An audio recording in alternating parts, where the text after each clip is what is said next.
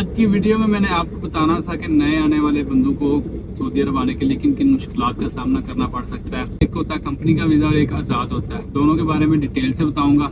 Video को last तक देखना, इंशाल्लाह बहुत कुछ आपको पता चलेगा। ठीक है, तो इधर आगे भाई आपको रहायश, खाना, मेडिकल, इकामा, लाइसेंस, काम तक जो भी सारा प्रोसीजर है ना, वो कंपनी की जिम्मेदारी होती है और कंपनी आपको सारा कुछ प्रोवाइड करती है। और उसके बाद इधर आके आपने मेडिकल, इकामा, इंश्योरेंस, लाइसेंस, रहायश, खाना पीना, टोटली जिम्मेदारी आपके अपने ऊपर होती है।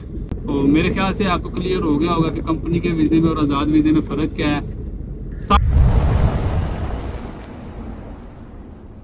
बिस्मिल्लाहिर्रहमानिर्रहीम, अस्सलाम वालेकुम जी दोस्तों, कैसे हैं आप सब? फिट फाट वेलकम है जी आप सबका आज के नए व्लॉग में। दोस्तों आज हमारा सफ़र चल रहा है जी जद्दा से रियाज़ का। कल जद्दा से हमने शाम को लोड किया था रियाज़ का। रात को मैं ताइफ क्रॉस करके सो गया था और आज सुबह उठ के तो उधर से सफ़र स्टार्ट किया है। और अभी अतीफ से पहले ताइफ से आगे आगे एक पेट्रोल पंप है, उधर खड़ा हूँ।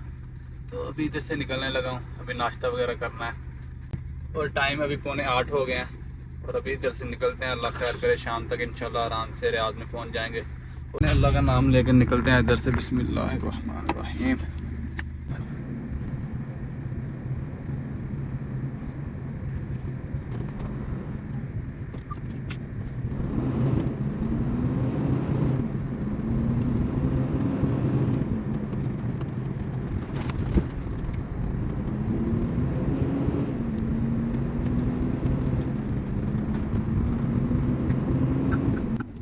अभी इसके पास अगर पराठा हुआ तो फिर तो ओके की रिपोर्ट है, या सुबह सुबह पराठे के अलावा नहीं खाना खाया जाता मुझसे।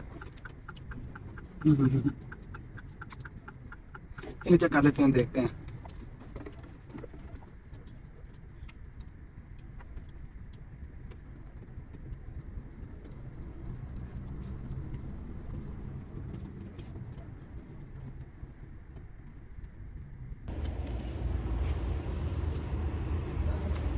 एक रियल का पानी भी दे दो।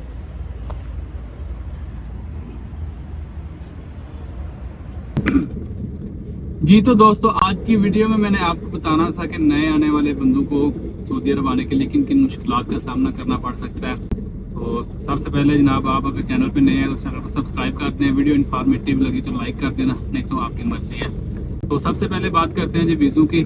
वीज़े दो तरह के होते हैं, एक होता है कंपनी का वीज़ा और एक आज़ाद होता है। दोनों के बारे में डिटेल से बताऊँगा, वीडियो को लास्ट तक देखना, इंशाल्लाह बहुत कुछ आपको पता चलेगा। ठीक है, तो सबसे पहले बात करते हैं कंपनी के वीज़े की।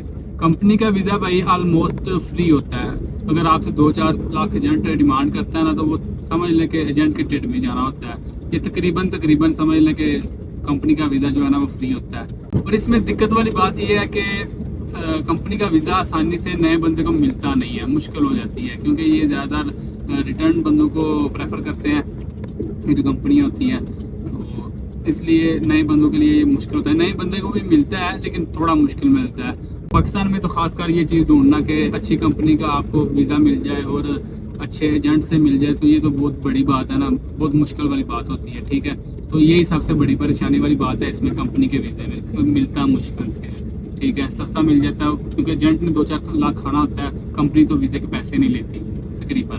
तो ये बात सबसे पहले। और उसके बाद अगर आपको मिल जाता है, सब कुछ हो जाता है, आप इधर आ जाते हैं, तो इधर आगे भाई आपको रहायश, खाना, मेडिकल, इकामा, लाइसेंस, काम तक जो भी सारा प्रोसीजर है ना, वो कंपनी की जिम्मेदारी होती है और कंपनी आपको सारा कुछ प्रोवाइड करती है। ठीक है, तो सब कुछ यानी इकामा, लाइसेंस सब कुछ बनवा के देती है, ये कंपनी की ही जिम्मेदारी होती है। अगर कंपनी आपको अपने वीज़े पे बुलाती है तो इसमें तो बहुत आसान काम होता है, ये सारा कुछ जो है ना बड़ा ईजी हो जाता है। अगर आपको अच्छा वीज़ा मिल गया, मुश्किल बात यही है सिर्फ। और अगर आप इधर आ गए हैं तो उसके बाद सारा काम आसान हो जाता है। तकरीबन सैलरी जो है ना नए बंदे की तकरीबन 1200-1300 रियाल लगती है। उसके बाद ओवर टाइम या टिप सिस्टम होता है, वो हर कंपनी का अलग रूल होता है। तो उसके बाद जो रिटर्न बंदे होते हैं उनकी मेरे ख्याल से 2-4 से ज़्यादा सैलरी लगती है। तो ये तो हो गया कंपनी का वीज़े वाली बात। इसमें कोई ज़्यादा डिटेल वाली बात नहीं है, इसलिए छोटी बात है। अगर बात करें आज़ाद वीज़े की तो उसमें बहुत ज़्यादा डिटेल है, तो वो ज़रा बात लंबी हो जाएगी। तो दूसरे नंबर पे बात आती है जी आज़ाद वीज़े की, जो कि सबसे पहले बता दूं कि टोटली इलीगल है, लेकिन फिर भी लोग आते हैं, करते हैं, सारा कुछ है इधर, बहुत कुछ देखा है, सुना है। तो इसलिए मैं इसके बारे में भी बता देता हूँ आपको। और कंपनी का वीज़ा लेने के लिए भाई ये बात भी ज़रूरी है कि आपको ट्रक चलाना आना चाहिए और आपके पास लाइसेंस भी हो बड़ी गाड़ी का, ठीक है। तो कंपनियां डिमांड करती हैं और इसके लिए ट्रेनिंग सेंटर भी खुले हुए हैं, हर मुल्क में होते हैं और उनके पास तकरीबन वीज़े भी होते हैं। तो अगर आपको कोई अच्छा ट्रेनिंग सेंटर मिल जाता है तो उससे आपका काम काफ़ी आसान हो जाता है। तो इधर आके भी कंपनी के वीज़े में इतनी मुश्किल नहीं होती जितनी मुश्किल आज़ाद वीज़े में होती है। और आज़ाद वीज़े में क्या होता है जी, आपके पास बस पासपोर्ट हो और 21 साल आपकी उम्र हो तो आपको आज़ाद वीज़ा मिल जाता है। और आज़ाद वीज़ा लेने के लिए सबसे पहले तो आपको भाई 10-12 हज़ार रियाल का वीज़ा मिलेगा, ठीक है।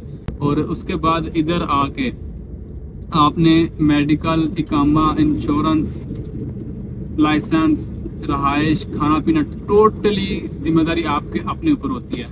और अगर आपका इधर कोई है जानने वाला बहुत करीबी, आपका भाई है या आपका वालिद है, तो फिर तो इतनी मुश्किल नहीं होती।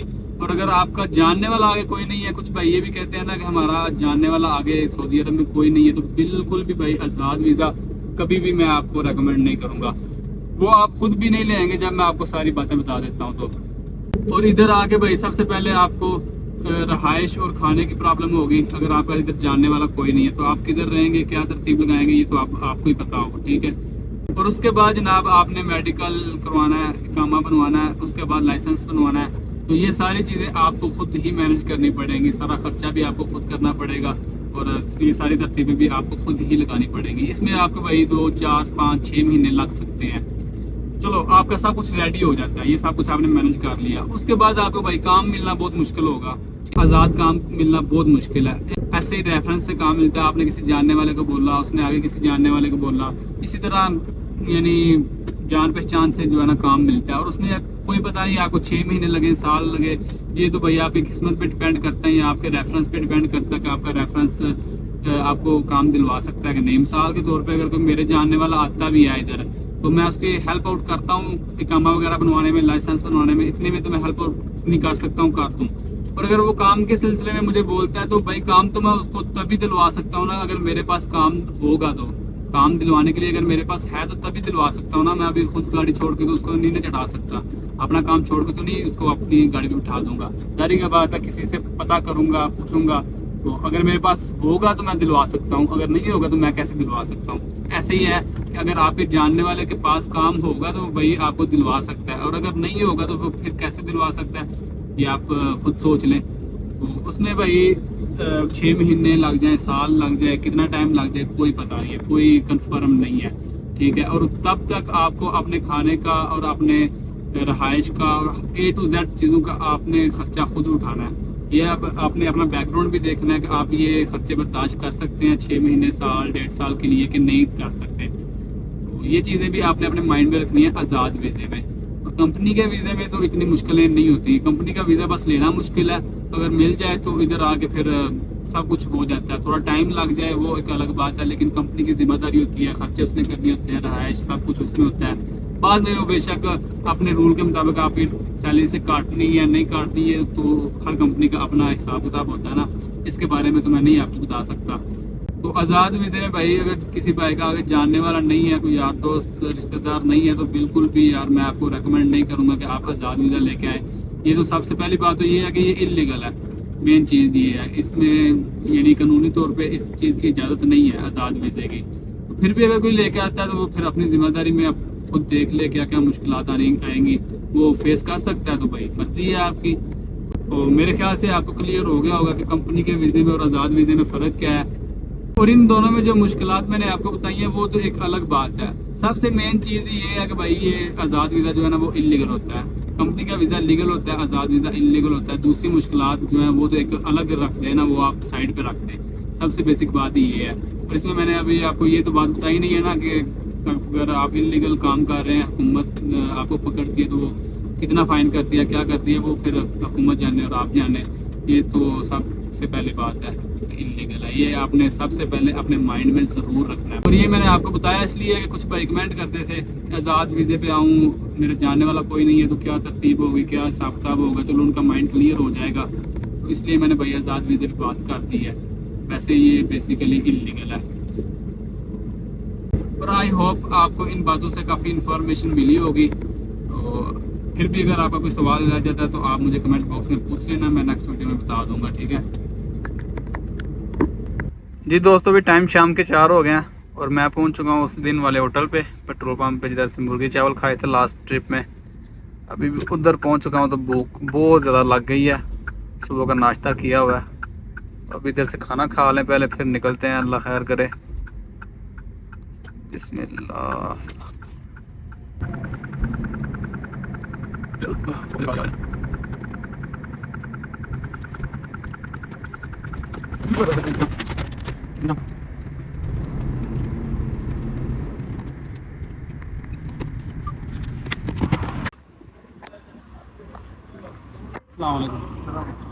मुस्तफ़ा मारूज आयो हम जियाद मोया काम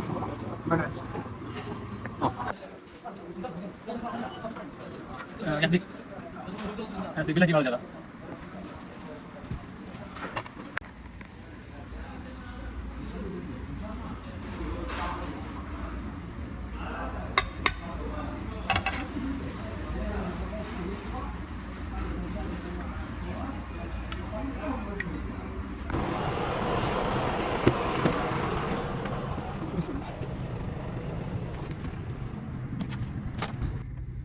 खाना खाने से पहले भाई इस तरह की हालत हुई थी कि पता नहीं 3 दिन हो गए हैं रेस्ट ही नहीं की, काम करते करते काम पे टांग रही थी और किसी से बात करने का भी दिल नहीं था कर रहा।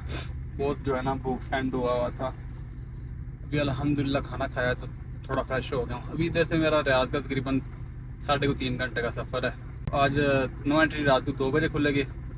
देखते हैं अभी पार्किंग में जाके सोएंगे या नीचे ही इधर आपकी किसी पेट्रोल पंप पे सो जाएंगे, सुबह उठ के फिर उधर से निकलेंगे। और दूसरी आज जो मैंने बात की थी 2 दिन पहले, ये मेरा लास्ट ट्रिप है, वो लास्ट ट्रिप। तो उसकी वजह ये है कि मैंने जद्दा में स्टे करना था और गाड़ी तो रियाज पहुंचानी थी।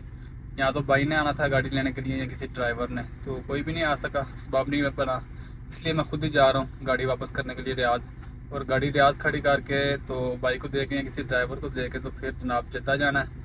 अभी जद्दा मैंने पहुँचना है हफ्ते वाले दिन सुबह तक लाजमी इंशाल्लाह।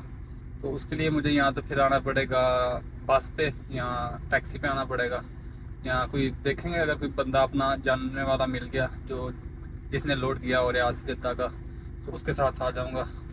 अभी देखते हैं, सुबह पता चलेगा। सुबह फिर उधर से यहाँ तो बस टैक्सी या किसी के साथ आऊँगा जद्दा में वापस। चले अभी अल्लाह खैर करे, निकलते हैं इधर से। टाइम 4:30 हो गए हैं और 3.5 घंटे का सफ़र है इधर से हमारा रियाज का। जी दोस्तों अभी टाइम रात के 8 हो गए हैं और मैं पहुंच चुका हूँ जी दराब पार्किंग में। सुबह तकरीबन 7 बजे अपना सफ़र स्टार्ट किया था, तो थोड़ी देर रास्ते में सोया भी हूँ। अल्हम्दुलिल्लाह टाइम से पहुँच गया हूँ। आज थोड़ा रश जो है ना ज़्यादा लग रहा है उस दिन से, पर अभी इधर कहीं पे साइड पे लगा के भाई सो जाते हैं। सुबह इंशाल्लाह 4-5 बजे उठ के जो है ना जाएंगे आगे।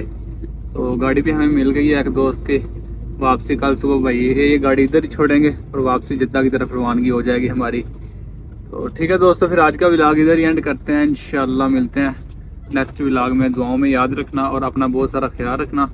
अस्सलाम वालेकुम जी, अल्लाह हाफिज़।